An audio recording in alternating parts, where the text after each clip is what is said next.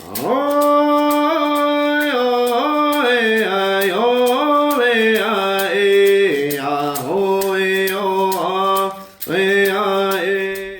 noon we met again about our public business, but we had scarce been together an hour, but Samoset came again, and Squanto, the only native of Patuxet, where we now inhabit.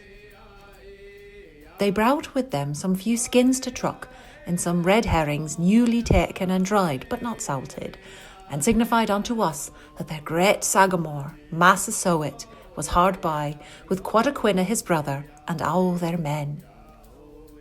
This was written by an English colonist and published exactly 400 years ago this year.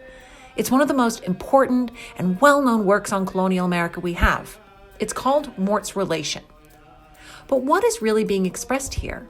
If we look closely, we can see within its pages a millennia of Indigenous experience that lies behind this moment. Who are the Indigenous people who, through incredible acts of resilience, continue to inhabit their homelands 4 centuries later?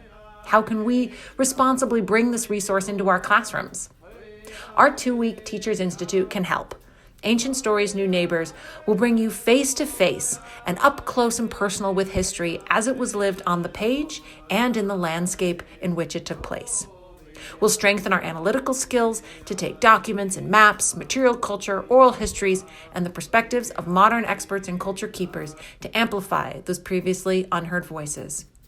Our home base is Plymouth Patuxet Museums, New England's premier living history museum, but we'll explore Indigenous homelands across the region to unpack narratives that tell us who we are as a nation. Apply now at teachplymouthpatuxet.org.